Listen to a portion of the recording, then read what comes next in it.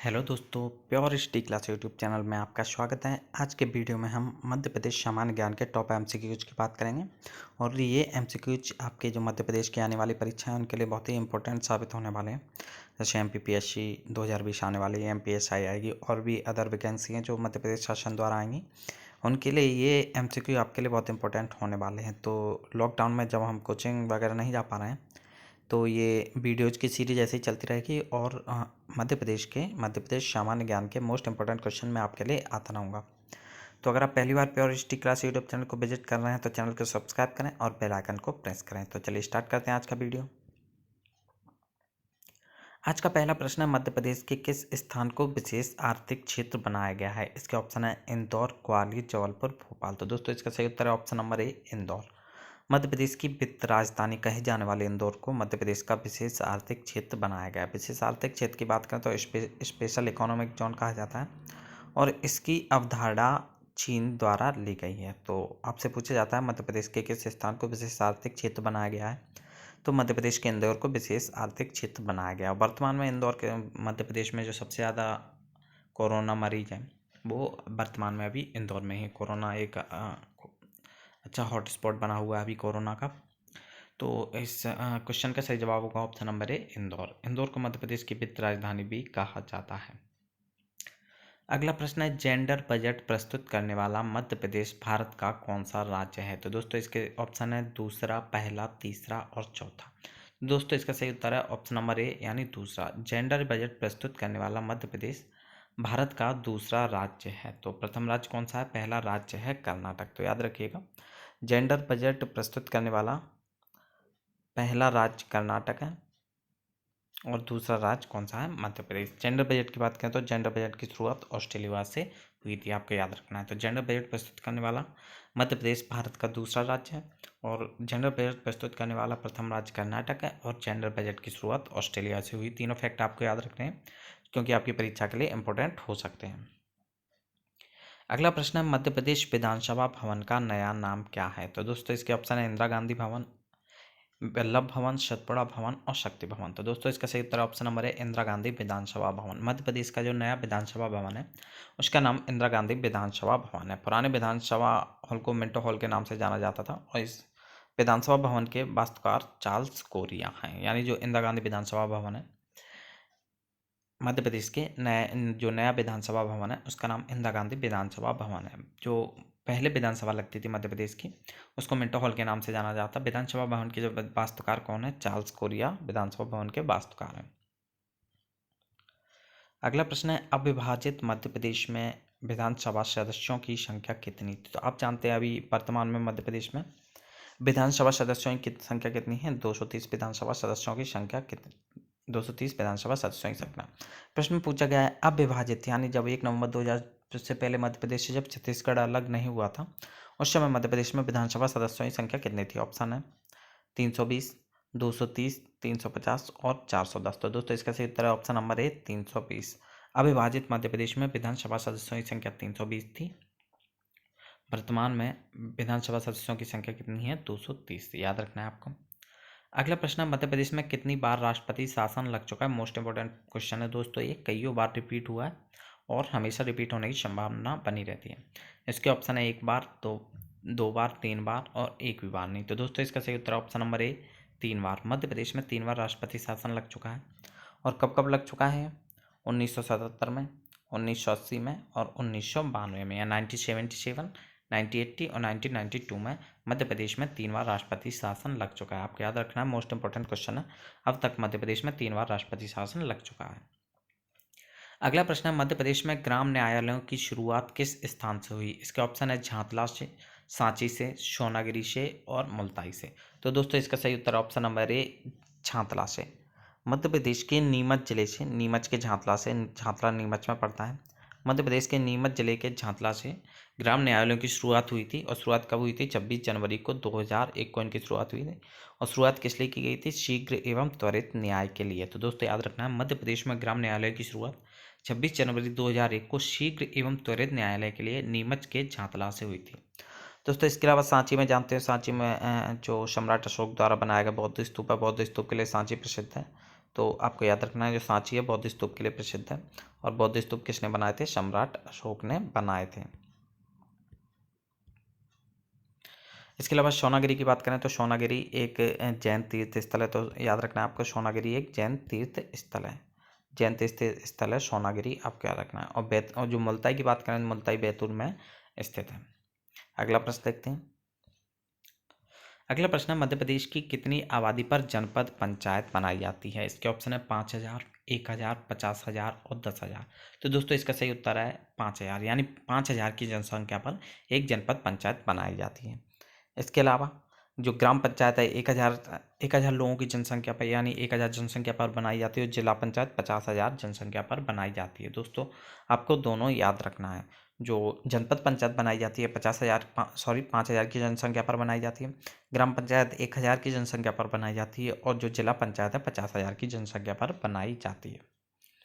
अगला प्रश्न है, ग्राम पंचायत में न्यूनतम तथा अधिकतम वार्डों की संख्या कितनी होती है? इसके ऑप्शन है 10 से 20, 10 से 25, 10 से 35 और 10 से 40। तो दोस्तों इसका सही उत्तर है ऑप्शन नंबर ए, 10 से 20। ग्राम पंचायत में न्यूनतम वार्डों की संख्या 10 होती है तथा अधिकतम वार्डों की संख्या 20 होती है। जो ग्राम पंचायत बटी रहती है 1000 लोगों की जनसंख्या पर ग्राम पंचायत बनाई जाती है। तो 1000 लोगों में कम से कम 10 वार्ड होने चाहिए और अधिक से अधिक 20 वार्ड होने चाहिए।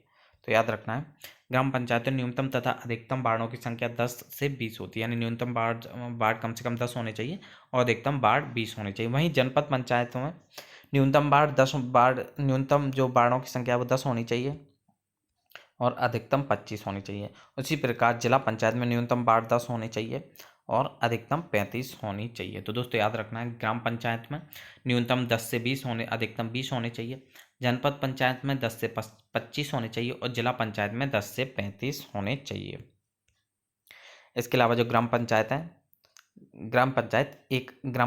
1000 की जनसंख्या पर बनाई जाती है।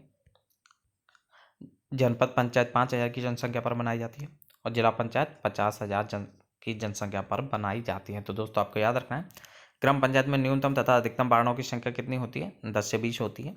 मोस्ट इंपोर्टेंट क्वेश्चन है, आपको याद रखना है। अगला प्रश्न है, पंचायतों को कर लगाने का अधिकार कौन दे सकता है? यानी निम्न में से पंचायतों को कर लगाने का अधिकार कौन दे सकता है? इसके ऑप्शन है विधानमंडल, राज्यपाल, मुख्यमंत्री या संसद। तो दोस्तों इसका सही उत्तर है ऑप्शन नंबर है विधानमंडल। विधानमंडल पंचायतों को कर लगाने का अधिकार दे सकता है। तो दोस्तों याद रखना है, पंचायतों को कर लगाने का अधिकार कौन दे सकता है? विधानमंडल। अगला प्रश्न है, सुशासन दिवस किसके जन्मदिन के उपलक्ष्य में मनाया जाता है? इसके ऑप्शन अटल बिहारी वाजपेयी, महात्मा गांधी, सुभाष चंद्र बोस और बाल गंगाधर तिलक। तो दोस्तों इसका सही उत्तर है option number A, Atal Bihari Vajpayee. Atal Bihari Vajpayee के जन्मदिन के उपलक्ष्य में सुशासन दिवस यानी गुड गवर्नेंस डे मनाया जाता है। दोस्तों याद रखना है, इनका जन्म 25 दिसंबर 1925 को ग्वालियर में हुआ था। ग्वालियर में इनका जन्म हुआ था और यह दिन गुड गवर्नेंस डे यानी सुशासन दिवस के रूप में मनाया जाता है। तो दो याद रखना, जो सुशासन दिवस है, सुशासन दिवस को गुड गवर्नेंस डे भी कहा जाता है। यह 25 दिसंबर को मनाया जाता है और अटल बिहारी वाजपेयी के जन्मदिन के उपलक्ष्य में मनाया जाता है। अटल बिहारी वाजपेयी जो हमारे देश के पूर्व प्रधानमंत्री थे, इनका जन्म 25 दिसंबर 1925 को ग्वालियर में हुआ था। तो याद रखिएगा, जो सुशासन दिवस है अटल बिहारी वाजपेयी के जन्मदिन के उपलक्ष्य में मनाया जाता है। अगला प्रश्न है, मध्य प्रदेश का निम्न में से कौन सा जिला भारतीय संविधान की 5वीं अनुसूची के अंतर्गत शासित किया जाता है? इसके ऑप्शन है मंडला, ग्वालियर, होशंगाबाद और अनूपपुर। तो दोस्तों इसका सही उत्तर है ऑप्शन नंबर ए, मंडला। भारतीय संविधान की 5वीं सूची का भारतीय संविधान की 5वीं सूची में जो अनुसूचित जनजाति क्षेत्र हैं उनके शासन किया जाता है 5वीं अनुसूची द्वारा। तो जो मध्य प्रदेश का मंडला जिला है वो एक अनुसूचित जनजाति का क्षेत्र है, इसलिए भारतीय संविधान की 5वीं अनुसूची के द्वारा मंडला जिले का शासन किया जाता है। तो दोस्तों याद रखना, अच्छा क्वेश्चन है, मध्य प्रदेश का निम्न में से कौन सा जिला भारतीय संविधान की 5वीं अनुसूची के अंतर्गत शामिल किया जाता है? तो दोस्तों इसका सही उत्तर है मंडला। यानी 5वीं अनुसूची के द्वारा उन क्षेत्रों का शासन किया जाता है जो अनुसूचित जनजाति बाहुल्य क्षेत्र हैं। तो मध्य प्रदेश का मंडला जिला अनुसूचित जनजाति बाहुल्य क्षेत्र है जिसका शासन संविधान की 5वीं अनुसूची के तहत किया जाता है। अगला प्रश्न है, मध्य प्रदेश राज्य निर्वाचन आयोग का गठन कब किया गया था? इसके ऑप्शन है 19 जनवरी 1994, 19 जनवरी 1993, 1 नवंबर 2000 और 1 नवंबर 1956। तो दोस्तों इसका सही उत्तर है ऑप्शन नंबर है 19 जनवरी 1994। मध्य प्रदेश राज्य निर्वाचन आयोग का गठन 19 जनवरी 1994 को किया गया था। इसके अलावा 1 नवंबर 1956 को मध्य प्रदेश का गठन किया गया था और 1 नवंबर 2000 को मध्य प्रदेश का पुनर्गठन किया गया था। तो दोस्तों आपको दोनों याद रखना है।